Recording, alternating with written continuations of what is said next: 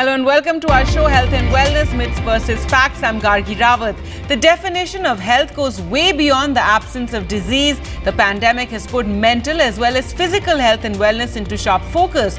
Awareness of health issues is important for visibility in community. The absence, inaccessibility or inaccuracy of information about chronic illness causes a lack of knowledge, which is then worsened by myths and fear, as well as increased social media trust.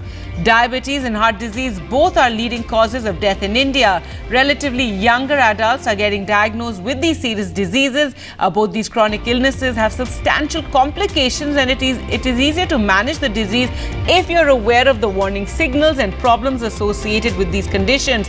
Expert advice will help you deal with this better. Today on the program, we're joined by Dr. Arpit Garg, endocrinologist, Amar Hospital, Patiala, and Dr. Nagesh Vaghmare, MD, DM, Associate Professor at Grant Medical College and Consultant Interventional Cardiology at Bombay Hospital, Mumbai. Thank you so much, doctors, for joining us on the program. Dr. Garg, first to you.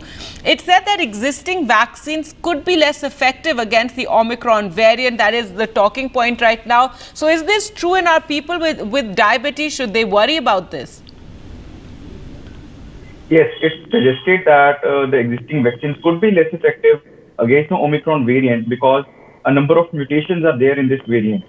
But till now, what we have seen so far is that the people who are vaccinated, they are at a lesser chance of getting severe disease and death.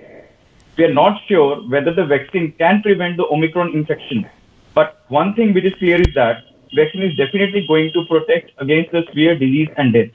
And that's why people who are diabetic, coming to the second part of the question, as we know that diabetics, they are already at a higher risk of getting the severe disease and requiring ventilatory support once they develop COVID infection.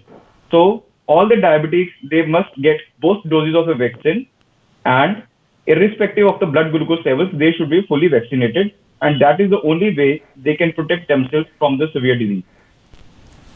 All right, Dr. Nagesh, now some people are already suffering from the long COVID effect. That's something I think you doctors are still learning about, and we still have a lot of research to be done. But how much of these people are then susceptible to this new variant, Omicron, and what extra care should people with the comorbid conditions take, especially since WHO has said there is a higher risk of reinfection with this new variant? Yeah, good afternoon. We don't know the seriousness caused by the Omicron variant, but we are surely knowing the reinfection rate is very high.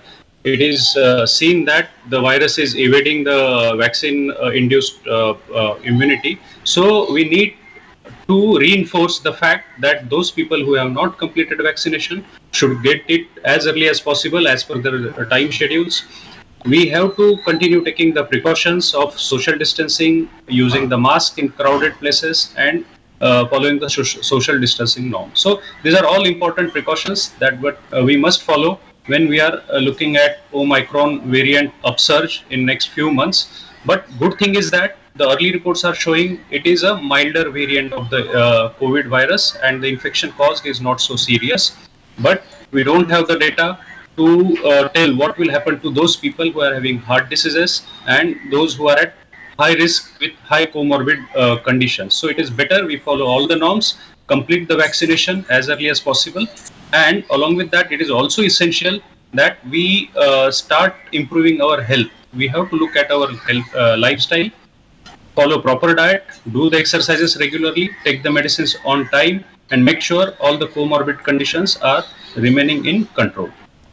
Right, but Dr. Nagesh, people are also very fatigued with all the measures, these COVID protocols. So what would you say to them? Because now people are, and they're also hearing reports that it's a very mild disease from Omicron. So I think people are getting very careless, but we have to remember we have more vulnerable people among us. See, if we look at the timeline, we are already nearing the 2 years down with COVID. Now it is going to stay with us. We have to look ahead, not behind. We have to stay with COVID. We should not be fearful of the COVID. We should start restart our lives. We should focus on productivity. We have to make our nations great by working hard. But simultaneously, we have to adapt to the new normal. So new normal is going to be there. We must follow it so that we don't contract this infection, and that will reduce our productivity and will cause risks to lives and will lead to time loss also. So with these new normal adoptions, we should start looking forward to do all the normal thing that we used to do pre-COVID. All right, Dr. Garg, uncontrolled blood sugar affects people who have diabetes in many ways. What is considered uncontrolled blood sugar, and when a person with diabetes, when should they worry about his or her elevated blood sugar levels? Yeah, that's a very good question, because every diabetic person should know what is the range of normal blood glucose levels and what is their target. So whenever we are assessing the blood glucose levels of any patient, we basically see at three parameters. One is the fasting blood glucose, second is the postprandial blood glucose, and third is the HbA1c or glycosylated hemoglobin. So fasting plasma glucose of more than 130 is considered as high. 2 hour postprandial blood glucose or 2 hours post-meal glucose of more than 180 milligram per deciliter is considered as high. And glycosylated hemoglobin, which is 3 months average glucose of more than 7%, if we consider as broad range of more than 7%, it is considered as high. So if any diabetic patient is having his blood glucose levels above these ranges, I think he should consult his clinician to take appropriate steps so that he can bring his blood glucose levels in the target range. All right. Now, Dr. Nagesh, heart disease describes a range of conditions that affect your heart. So what complications can be caused by heart disease, if you could tell the viewers? See, when we are talking about heart disease, in today's context is about the acquired heart diseases. Acquired heart diseases are all lifestyle related, along with some people who are belong to the high familial risk category. So acquired diseases are non-communicable, and they are caused by increased incidences of the diabetes, hypertension. It is induced by long-standing smoking, alcohol abuse, along with that progressive age. So there are many risk factors for that. Heart diseases are broadly, it is either stable angina, minor heart attack, or major heart attack. So these are all ischemic heart disease, where there are blocks developed within the blood vessels of the heart, leading to reduced blood supply to the muscles of the heart, and that will lead to various conditions like reduced pumping, causing breathlessness, fatigue, reduced exercise capacity. There are possibilities of arrhythmias where the heartbeats, the rate is varied significantly, leading to sudden deaths and unconsciousness or the fainting attacks. And other than that, it leads to heart failure in long run if not treated or recognized on time. So heart disease is a non-communicable acquired ischemic heart disease, and it has potential to lead to various manifestations. All right, Dr. Garg, diabetes is associated with both microvascular and macrovascular diseases affecting several organs, including muscles, skin, heart, brain, and kidneys. So what is meant by microvascular and macrovascular complications? Right. So we should know, why are we treating diabetes? We treat diabetes because it leads to multiple effects on body, which are called as the complications of diabetes. And the complications of diabetes are basically divided into two parts. One is the microvascular and second is the macrovascular complications. Microvascular complications are the ones which arise because of the involvement of small vessels. And these are typically divided into three types. One is the neuropathy, that is the complications affecting the nerves. Second is the retinopathy, that is the complication affecting the retina of the eyes. And third is the nephropathy, which is the complication affecting the kidneys. And coming to the macrovascular complications, these are the ones which arise because of the involvement of larger vessels. And again, they are typically divided into three types. One is the cardiovascular disease, that is the complications affecting the heart. Second is the cerebrovascular disease, that is the complications involving the brain. And third is the peripheral arterial disease, which is the complication involving the peripheral extremities like legs and arms. So to prevent these complications only, we treat diabetes. And all the diabetic patients, they should focus on these complications. They should be aware of these complications so that they can detect these complications as early as possible and get it treated. All right, Dr. Nagesh, now coronary artery disease is the most common type of heart disease. It can cause serious damage to the heart. So if you could explain to us about this, and is it possible to cure or reverse coronary artery disease? See, it is very important question that people should understand some basic stuff about coronary artery disease. As you rightly said, it is the most common kind of heart disease right now.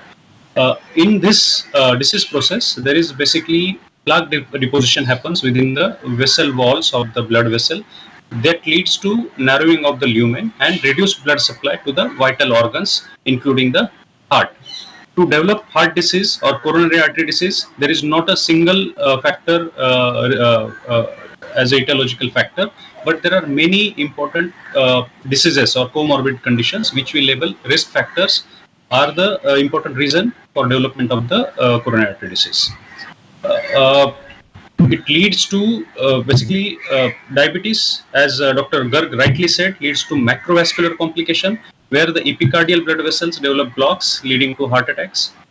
Then it is hypertension, which leads to heart failure episodes, stroke, heart attack also, kidney failure. This is the second more common risk factor currently we are seeing in this pandemic. Along with that, sedentary lifestyle, dietary junk food habits, stress-related issues that people are facing right now. So along with that, important is family history. So we must start evaluating for the risk factors at early stage. So early stage means WHO recommends all people above 20 should start evaluating for the coronary artery disease risk factors.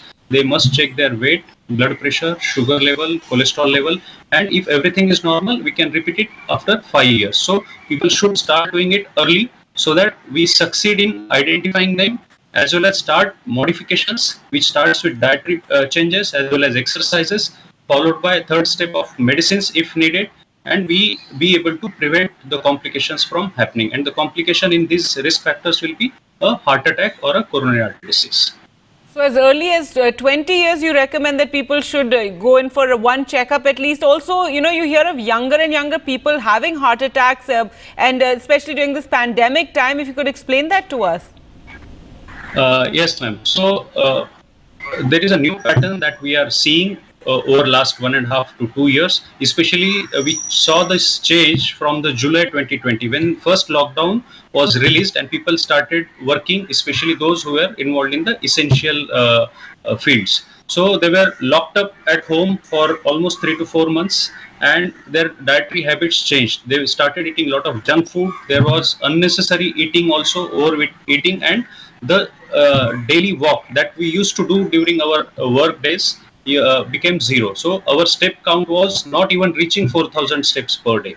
That led to acute obesity, which along with that, the junk foods is rich in sodium also, the salt content. That led to people developing hypertension acutely, and we are seeing more people between the age groups of 30 and 50 coming to hospital in emergency with acute myocardial infarctions or acute heart attacks. So this is a new pattern that we are observing after the onset of this COVID pandemic. Is this a post-COVID? We discussed long COVID earlier, so is this also connected to that? Directly, indirectly, yes, ma'am. COVID, see, those people who are getting hospitalized with moderate to severe COVID infection, they are exposed to steroids also, because that is part of treatment regime, and that leads to hyperglycemia and other bad effects. They aggravate the risk factors leading to heart diseases. So certainly COVID has a contribution in increasing the incidences of acute heart attack in young people, especially between 30 to 50 age groups. And I suggest people should start exercising, but not heavy exercise on day one. We need to be gradual in graded fashion. We should start walking first, do it as per your comfort level, then gradually step up the exercises. We have seen some young people dying suddenly when they restarted the gym session. So that is also important. When we are restarting our exercises, we should start slowly in graded fashion so that there is no acute myocardial infarction or sudden deaths. All right, important to keep all that in mind. Well, we'll slip into a short break now, doctors, and we'll return with more questions for you. Stay with us.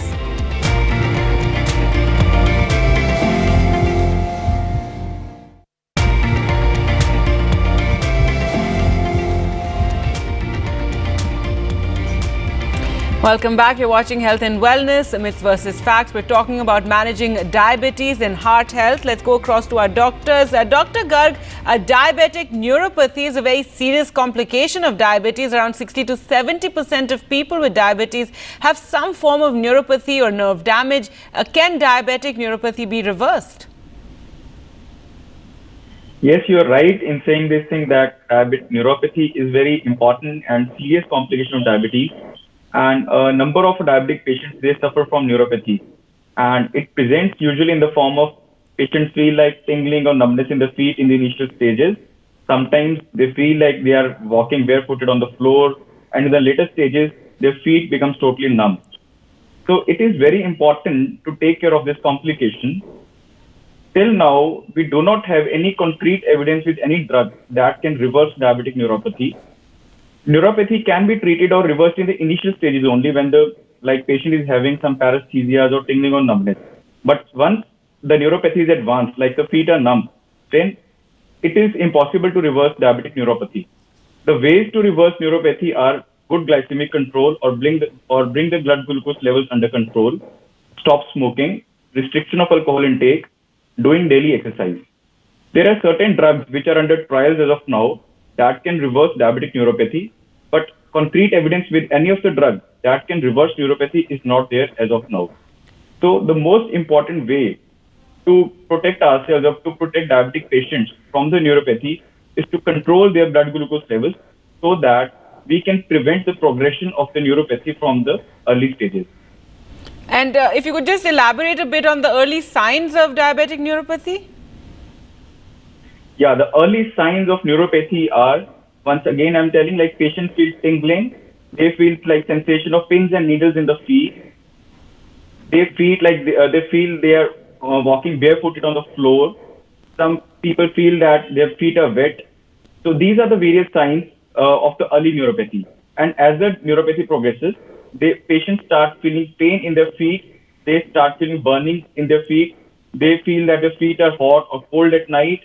And as the neuropathy worsens, their feet become numb. So that is the last stage when the feet become numb. And later on, the process of diabetic foot, various wounds on the foot or diabetic foot ulcers, they start developing. So this is the sequence of events or the sequence of symptoms which the patients often feel when they start developing diabetic neuropathy. All right. Dr. Nagesh, heart attack and heart failure are two conditions that share many of the same risk factors in underlying health conditions. What condition is more dangerous, and does heart failure mean the heart stops working?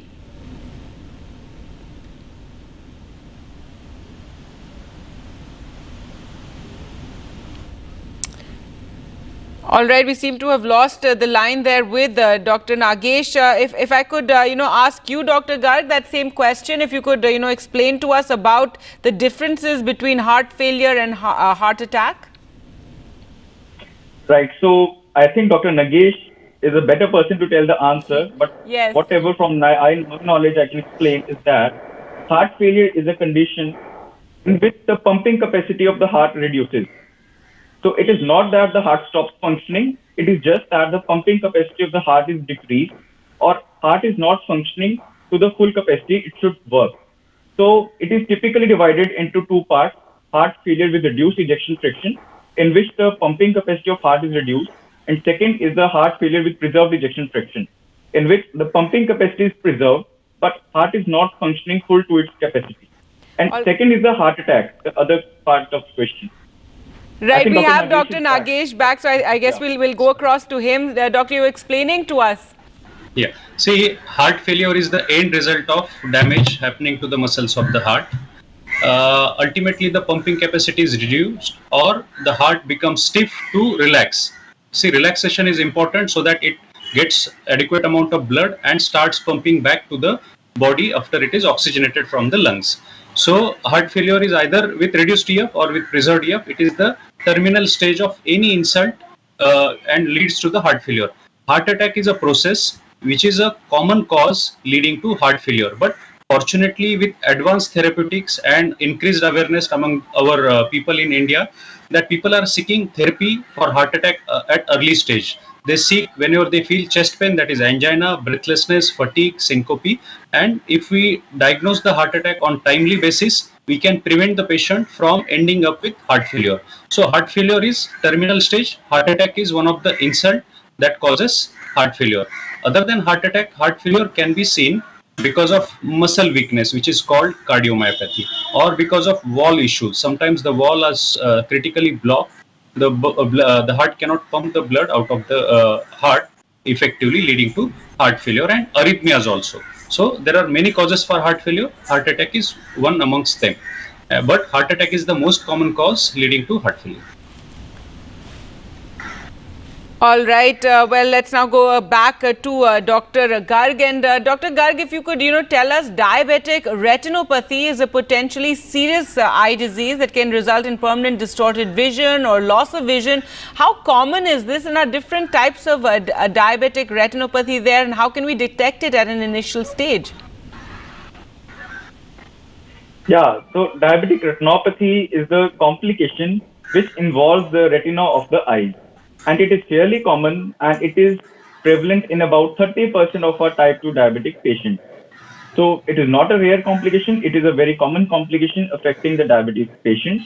And it is divided basically into two types. One is the non-proliferative diabetic retinopathy, and other is the proliferative diabetic retinopathy. And recently, a third type has also been detected, which is called as diabetic macular edema. It is the complication that involves the macula of the retina, the point where the image is formed. So it is a serious complication, and it can lead to loss of vision of a diabetic person. To detect diabetic retinopathy, a just simple test is needed, which is called as a dilated fundus examination, which is done by an ophthalmologist, in which the doctor puts a drop in the eyes and they see the retina through their ophthalmoscope. And it is a very basic test which can detect diabetic retinopathy. So all the patients who are diabetic, they should get their retina checked at least once a year to detect diabetic retinopathy in the early stages, because again, like neuropathy, diabetic retinopathy is treatable in the early stages, but once it is advanced or it is a late stage, it is severe form, then it is impossible to reverse it. Only thing, we can just control it. So it is better for our diabetic patients to get their retina checked at least once a year, and if any retinopathy is there, then they should follow their ophthalmologist advice regarding the further follow-ups regarding their retina checks. All right. Now, Dr. Nagesh, the complications caused by heart failure influence a patient's chance for survival. What are the most common complications of heart failure? So heart failure causes complication by three ways, by three mechanisms. First is by reduced pumping action. It leads to symptoms of breathlessness, fatigue, that leads to reduced working capacity of the patient. The patient may not be able to even use the washroom comfortably. So that is first complication. Second is caused by the arrhythmias. Because of the weak heart, there are various changes within the chemical structure of the body, and that leads to arrhythmias. It can be brady or tachyarrhythmias, which leads to sudden death, that is the cardiac arrest. So cardiac arrest is the second complication because of the arrhythmias occurring in heart failure. And third complication is because of the dilatation of the heart, there is a chance of clot formation within the left ventricle. If it is embolized, if it is loose, it can go to brain, and that leads to stroke. So heart failure leads to reduced working capacity, reduced chance of survival, sudden death, and stroke. So these are the three common complications seen with heart failure. All right. Well, thank you so much, Doctor, for joining us, and doctors for sparing your time and answering all those questions regarding diabetes and heart health. Thank you, everyone watching at home. Goodbye.